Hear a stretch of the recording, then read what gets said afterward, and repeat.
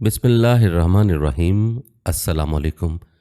नाज़रीन गिरामी, रमज़ानुल मुबारक वो महीना है जिसमें रहमतों के दरवाज़े खोल दिए जाते हैं, आसमान से बरकतें नाजिल होती हैं, गुनाहों की बख्शिश के परवाने तकसीम होते हैं। लेकिन कभी आपने सोचा है, जब आप सहरी के लिए बेदार होते हैं, जब अफ्तारी के वक्त आज़ान की आवाज़ गूंजती है, जब मस्जिदों में तरावी की सफ़ें सजती हैं, तो ऐन उसी लम्हे कब्रिस्तान में क्या हो रहा होता है।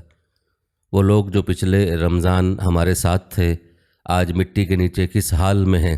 क्या वो भी रमज़ान की बरकतों से हिस्सा पाते हैं?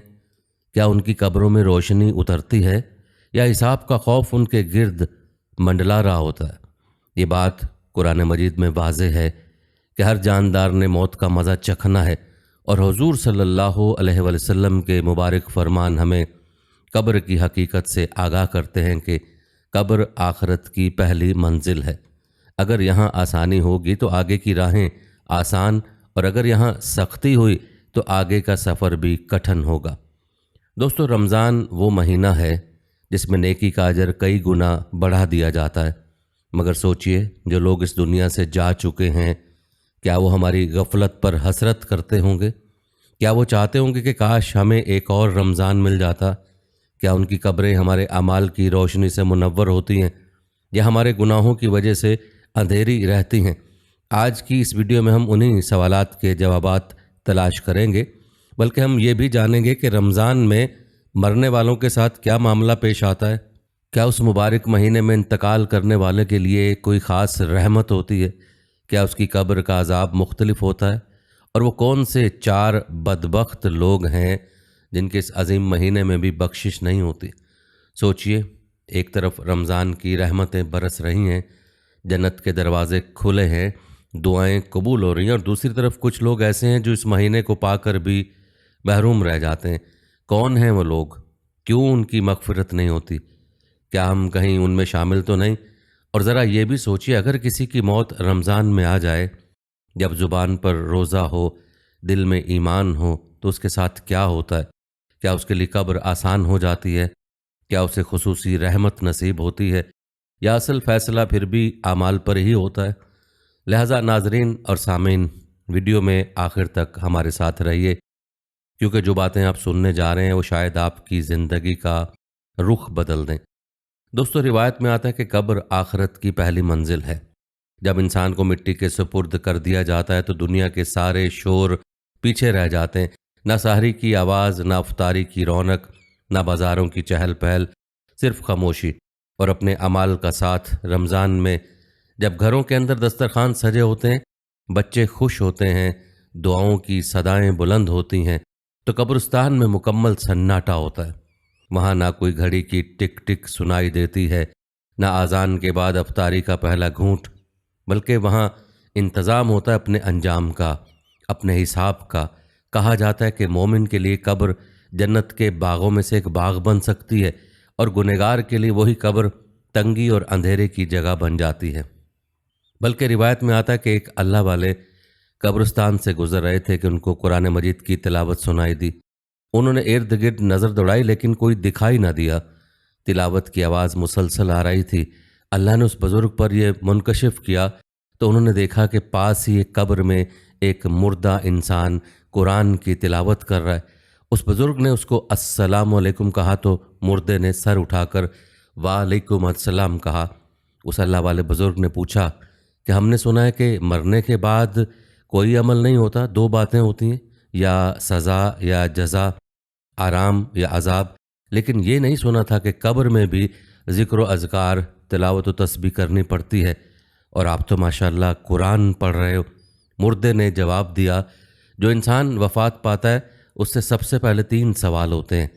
अगर उन 3 सवालात के जवाबात देने में कामयाब हो जाता है तो उसको कहा जाता है कि तुमको कब्र में अपना वक्त क़यामत के दिन के इंतज़ार में गुजारना है। जब तमाम दुनिया वाले यहाँ पहुँच जाएंगे तो क़यामत कायम कर दी जाएगी। ये कब्र तुम्हारी आखिरी आरामगाह है।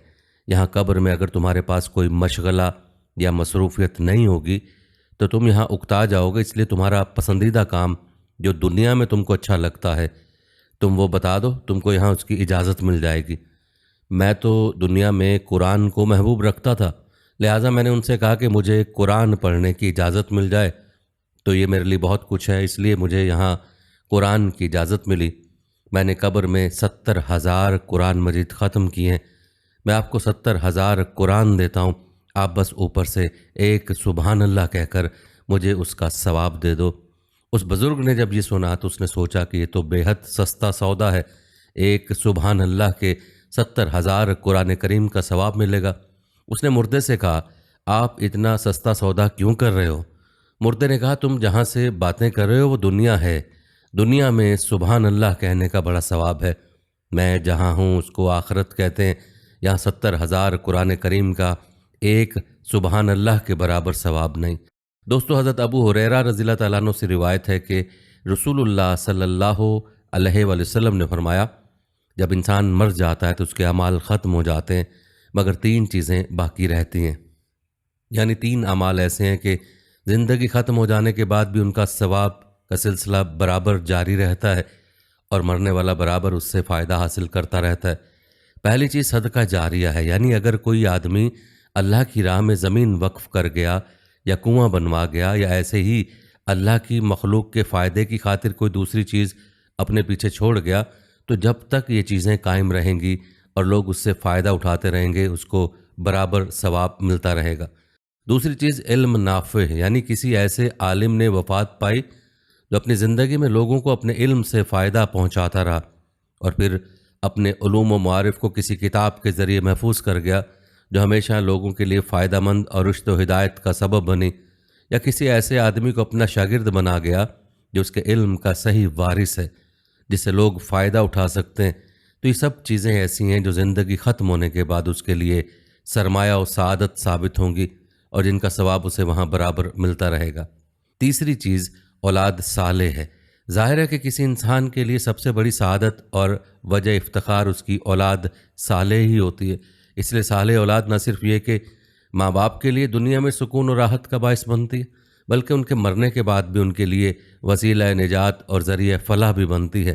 اور اس طرح سے کہ لائق و نیک لڑکا اپنے والدین کی قبروں پر جاتا ہے، وہاں فاتح پڑھتا ہے، دعائے مغفرت کرتا ہے، قرآن پڑھ کر ان کو بخشتا ہے اور ان کی طرف سے خیرات اور صدقات کرتا ہے، اور ظاہر ہے کہ سب چیزیں مردے کے لیے ثواب کا باعث ہیں جن سے وہ اخروی زندگی میں کامیاب ہوتا ہے۔ ذرا سوچئے، رمضان کا مبارک مہینہ، قبولیت کی گھڑیاں، سحری کا وقت، افطاری کے لمحات، تراویح کے سجدے، اگر انہی لمحوں میں کوئی بیٹا یا بیٹی اپنے مرحوم والدین کے لیے ہاتھ اٹھا دے، آنکھوں میں آنسو لے اور کہے یا اللہ میرے ماں باپ کی مغفرت فرما، تو کیا یہ دعا خالی لوٹ سکتی ہے؟ علماء کرام فرماتے ہیں کہ اصحاب کا بہترین طریقہ یہ ہے کہ انسان قرآن پاک کی تلاوت کرے، درود شریف پڑھے، ذکر و اذکار کرے، صدقہ دے اور پھر اس کا ثواب اپنے مرحوم عزیزوں کو بخش دے۔ خاص طور پر رمضان میں جب ہر نیکی کا اجر کئی گنا بڑھا دیا جاتا ہے تو اس مہینے میں کیا گیا ایصال ثواب ان کے لیے باعث راحت بن سکتا ہے۔ آپ سحری کے بعد چند آیات پڑھ کر اپنے والدین کو بخش دیں، افطاری سے پہلے کی قبولیت کی گھڑی میں ان کے لیے دعا کریں، تراویح کے بعد ایک تسبیح پڑھ کر ان کے نام کر دیں، یقین جانیے یہ عمل ان کے لیے نور بن سکتا ہے۔ ناظرین، اگر ہم واقعی اپنے مرحومین سے محبت کرتے ہیں تو اس رمضان ان کے لیے نہ صرف آنسو بہائیں بلکہ قرآن مجید کا ایک حصہ، ذکر کی ایک تسبیح اور دعا کا ایک سچا لمحہ ان کے نام کر دیں۔ ذرا تصور کیجئے جب ہم افطاری کے وقت ٹھنڈا پانی پیتے ہیں، کیا کوئی قبر میں یہ تمنا کر رہا ہوتا ہے کہ کاش مجھے بھی ایک نیکی کا موقع مل جاتا؟ جب ہم تراویح میں کھڑے ہوتے ہیں، کیا کوئی روح حسرت سے دیکھ رہی ہوتی ہے کہ کاش مجھے ایک اور رمضان نصیب ہو جائے؟ رمضان ہمیں یاد دلاتا ہے کہ وقت بہت کم ہے اور موت بہت قریب ہے۔ جو آج سحری کر رہا ہے کل اسی کو کندھوں پر اٹھایا جا سکتا ہے، جو آج دوسروں کے جنازے میں کھڑا ہے کل لوگ اس کے لیے صفیں بنا سکتے ہیں۔ تو کیا ہمیں اس رمضان کو معمولی سمجھ لینا چاہیے یا اسے اپنی مغفرت، اپنے والدین کی بخشش اور اپنی قبر کی آسانی کا ذریعہ بنا لینا چاہیے؟ آگے ہم تفصیل سے بات کریں گے۔ کیا رمضان میں قبر والوں کے حالات میں کوئی تبدیلی آتی ہے؟ کیا زندہ لوگوں کی دعائیں اور ثواب ان تک پہنچتا ہے؟ بعض روایت میں آتا ہے کہ آپ صلی اللہ علیہ وسلم نے رمضان المبارک میں 4 کاموں کی کثرت کے ساتھ ترغیب ارشاد فرمائی۔ آپ صلی اللہ علیہ وسلم نے ارشاد فرمایا، اس ماہ میں 4 کاموں کی کثرت کرو، ان میں سے 2 کام ایسے ہیں کہ ان کے ذریعے تم اپنے پروردگار کو راضی کرو گے، اور 2 کام ایسے ہیں جن سے تم بے نیاز نہیں ہو سکتے۔ وہ کام جن سے اللہ کی خوشنودی حاصل ہوگی: لا الہ الا اللہ کا ورد رکھنا، اللہ تعالیٰ سے مغفرت طلب کرتے رہنا یعنی کہ استغفار کرنا، اور 2 وہ چیزیں جن سے تم بے نیاز نہیں رہ سکتے ہیں، یہ جنت کا سوال کرنا، جہنم سے پناہ مانگنا۔ اسی طرح دوستو، رمضان المبارک میں روزانہ اگر 25 مرتبہ لا الہ الا اللہ کا معمول بنا لیں تو 29 دن میں 70,000 کلمے کا نصاب پورا ہو جائے گا، بلکہ کچھ تعداد زیادہ ہو جائے گی۔ بہت سے اللہ والوں نے 70,000 کلمے کو مغفرت کے لیے بہت مؤثر عمل قرار دیا ہے، اور رمضان المبارک میں تو ہر عمل کا اجر ویسے ہی 70 گنا بڑھ جاتا ہے۔ ضروری نہیں کہ آپ باقاعدہ مصلی پر بیٹھ کر پڑھیں، چلتے پھرتے، کھانا پکاتے، کپڑے دھوتے، ہر وقت زبان پر ذکر اور درود شریف جاری رکھنے کی عادت ڈالنی چاہیے۔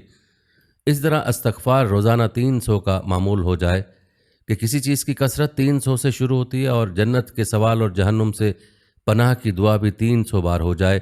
ہر روز کے لیے صحیح نیت اور سچی شرط ضروری ہے۔ تاہم نفس کو روکنے کی شرائط بہت سی ہیں، چنانچہ کوئی شخص اسی وقت حقیقی روزہ دار ہوگا جب وہ اپنے پیٹ کو کھانے سے بچائے، اور اپنی آنکھ کو شہوت کی نظر سے، کان کو غیبت سننے سے، زبان کو بیہودہ اور فضول گفتگو کرنے سے، اور جسم کو دنیا کی تابعداری اور شریعت کی مخالفت سے محفوظ رکھے، کیونکہ رسول اللہ صلی اللہ علیہ وسلم نے ایک شخص سے فرمایا تھا کہ جب تو روزہ رکھے تو ضروری ہے کہ تیرا کان، تیری آنکھ، تیری زبان، تیرا ہاتھ اور تیرا ہر عضو روزہ رکھے۔ اور نیز فرمایا بہت سے روزہ دار ایسے ہیں جنہیں روزے سے بھوکا اور پیاسا رہنے کی سوا کچھ حاصل نہیں ہوتا۔ رمضان المبارک میں شیطان کا ایک پھندا غفلت زدہ افطار پارٹیاں ہیں۔ ان پارٹیوں میں کھانے کی حرص، فضول گپ بازی اور قیمتی وقت کا ضیاع ہوتا ہے۔ نہ آپ کسی کو پارٹی دیں، نہ آپ کسی کی پارٹی میں جائیں۔ ہاں، کوئی دینی اجتماع ہو تو اس میں شرکت کر سکتے ہیں۔ افطار کی دعوت بہت فضیلت والا عمل ہے۔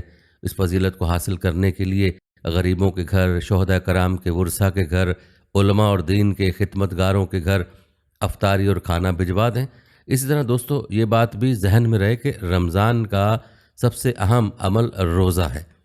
یہ اسلام کا ایک رکن ہے، اور جس طرح نماز اور زکوٰۃ فرض ہے، اسی طرح رمضان کا روزہ بھی فرض ہے۔ روزے کی احادیث میں بڑی فضیلت آئی ہے۔ ایک حدیث میں ہے کہ روزہ ایک ڈھال ہے جس کے ذریعے بندہ جہنم کی آگ سے بچتا ہے۔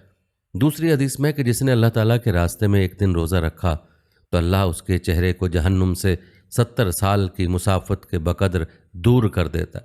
صحیح مسلم کی حدیث میں 5 نمازیں، ایک جمعہ دوسرے جمعے تک اور ایک رمضان دوسرے رمضان تک گناہوں کا کفارہ ہوتے ہیں، بشرط یہ کہ کبیرہ گناہوں سے پرہیز کیا جائے۔ ایک دوسری حدیث میں ہے جس نے رمضان کے روزے اور اس کے بعد شوال میں 6 نفلی روزے رکھے، وہ شخص ایسے جیسے وہ ہمیشہ روزہ رکھنے والا ہے۔ بلکہ ایک روایت بیان کرتے ہیں کہ رسول اللہ صلی اللہ علیہ وسلم نے فرمایا، میری امت کو ماہ رمضان میں 5 دعوتیں ملی ہیں جو اس سے پہلے کسی نبی کو نہیں ملی۔ پہلا یہ کہ جب رمضان کی پہلی رات ہوتی ہے تو اللہ تعالیٰ ان کی طرف نظر التفات فرماتا ہے، اور جس پر اس کی نظر رحمت پڑ جائے اسے کبھی عذاب نہیں دے گا۔ دوسرا یہ کہ شام کے وقت ان کے منہ کی بو اللہ تعالیٰ کو کستوری کی خوشبو سے بھی زیادہ اچھی لگتی ہے۔ تیسرا یہ کہ فرشتے ہر دن اور ہر رات ان کے لیے بخشش کی دعا کرتے ہیں۔ چوتھا یہ ہے کہ اللہ تعالیٰ اپنی جنت کو حکم دیتا ہے کہ میرے بندوں کے لیے تیاری کر لے اور مزین ہو جا، تاکہ وہ دنیا کی تھکاوٹ سے میرے گھر اور میرے دار رحمت میں پہنچ کر آرام حاصل کریں۔ پانچواں یہ ہے کہ جب رمضان کی آخری رات ہوتی ہے ان سب کو بخش دیا جاتا ہے۔ ایک صحابی نے عرض کیا، کیا یہ شب قدر ہے؟ آپ صلی اللہ علیہ وسلم نے فرمایا، نہیں۔ کیا تم جانتے نہیں ہو کہ جب مزدور اپنے کام سے فارغ ہو جائے تو انہیں پوری پوری مزدوری دی جاتی ہے؟ دوستو، اکثر لوگوں کے دماغ میں سوال آتا رہتا ہے کہ کیا رمضان میں مرنے والا سیدھا جنت میں جائے گا اور اسے قبر میں عذاب نہیں ہوگا؟ تو دوستو، یہ بات سچ ہے کہ جو انسان رمضان میں انتقال کر جائے، یعنی جس شخص کی رمضان میں موت ہو جائے، اسے قبر کا حساب کتاب بھی نہیں ہوگا۔ اللہ پاک میدان محشر میں اس کے ساتھ بہت آسانی فرمائے گا۔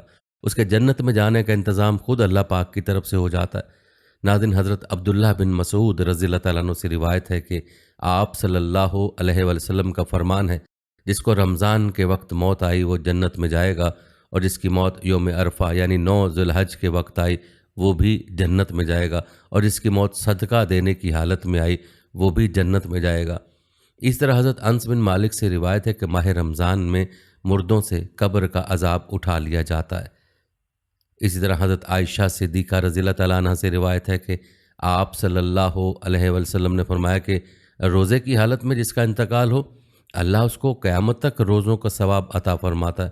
تو دوستو، جو رمضان میں انتقال کر جاتا ہے اگر وہ اپنا ایمان بچا کر لے گیا، یعنی دین اسلام پر اس کی موت ہوئی، تو مسلمان ایمان کی حالت میں مرا تو اس سے اس کا حساب کتاب بھی نہیں ہوگا، اور اللہ پاک میدان محشر میں اس کے ساتھ بہت آسانی فرمائے گا۔ اس کے جنت میں جانے کا انتظام خود اللہ پاک کی طرف سے ہو جاتا ہے۔ حضرت انس بن مالک فرماتے ہیں کہ میں نے رسول پاک صلی اللہ علیہ وسلم کو فرماتے ہوئے سنا کہ رمضان تمہارے پاس آ گیا، اس میں جنت کے دروازے کھول دیے جاتے ہیں اور جہنم کے دروازے بند کر دیے جاتے ہیں، اور شیطان قید کر دیا جاتا ہے۔ محروم ہے وہ شخص جس نے رمضان کو پایا اور اس کی مغفرت نہ ہو۔ جب اس کی رمضان میں مغفرت نہ ہوئی تو پھر کب ہوگی؟ اور ہاں پیارے دوستو، یہاں یہ بات بھی واضح کروں کہ ایک مستند حدیث میں یہ بھی بیان ہوا کہ رمضان کے مہینے میں 4 بدبخت لوگوں کی بخشش نہیں ہوتی۔ یہ مکمل واقعہ حدیث میں یوں بیان ہوا کہ اللہ پاک رمضان کے مہینے میں روزانہ افطار کے وقت ایسے 10 لاکھ آدمیوں کو جہنم سے خلاصی عطا فرماتے ہیں جو جہنم کے مستحق ہو چکے ہوتے ہیں، اور جب رمضان کا آخری دن ہوتا ہے تو یکم رمضان سے آخری رمضان تک جس قدر لوگ جہنم سے آزاد کیے گئے ہوتے ہیں ان کے برابر اس ایک دن میں آزاد فرماتے ہیں۔ جس رات شب قدر ہوتی ہے تو اس رات حق تعالی شانہ حضرت جبرائیل علیہ السلام کو زمین پر اترنے کا حکم فرماتے ہیں۔ حضرت جبرائیل علیہ السلام فرشتوں کے ایک بڑے لشکر کے ساتھ زمین پر اترتے ہیں۔ ان کے ساتھ ایک سبز جھنڈا ہوتا ہے جس کو کعبے کے اوپر کھڑا کرتے ہیں۔ حضرت جبرائیل علیہ السلام کے 100 بازو ہیں جن میں سے 2 بازو صرف اسی ایک رات میں کھلتے ہیں، جن کو مشرق سے مغرب تک پھیلا دیتے ہیں۔ پھر حضرت جبرائیل علیہ السلام فرشتوں کو تقاضا فرماتے ہیں کہ جو مسلمان آج کی رات کھڑا ہو یا بیٹھا ہو، نماز پڑھ رہا ہو یا ذکر کر رہا ہو، اس کو سلام کریں اور اس سے مصافحہ کریں اور ان کی دعاؤں پر آمین کہیں۔ صبح تک یہی حالت رہتی ہے۔ جب صبح ہو جاتی ہے تو حضرت جبرائیل علیہ السلام آواز دیتے ہیں، اے فرشتوں کی جماعت اب کچھ کرو اور چلو۔ فرشتے حضرت جبرائیل علیہ السلام سے پوچھتے ہیں اللہ تعالیٰ نے محمد صلی اللہ علیہ وسلم کی امت کے مومنوں کی حاجت اور ضرورتوں میں کیا معاملہ فرمایا؟ وہ کہتے ہیں کہ اللہ تعالیٰ نے ان پر توجہ فرمائی اور 4 لوگوں کے علاوہ سب کو معاف فرما دیا۔ اب یہ بات سن کر صحابہ کرام نے عرض کیا کہ یا رسول اللہ صلی اللہ علیہ وسلم وہ 4 لوگ کون ہیں؟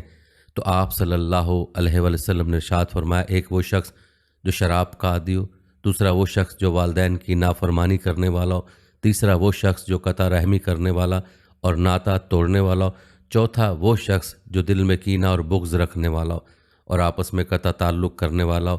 پھر جب عید الفطر کی رات ہوتی ہے تو اس رات کا نام آسمانوں پر لیلۃ الجائزہ یعنی انجام کی رات رکھا جاتا ہے، اور جب عید کی صبح ہوتی ہے تو اللہ پاک فرشتوں کو تمام شہروں میں بھیجتے ہیں۔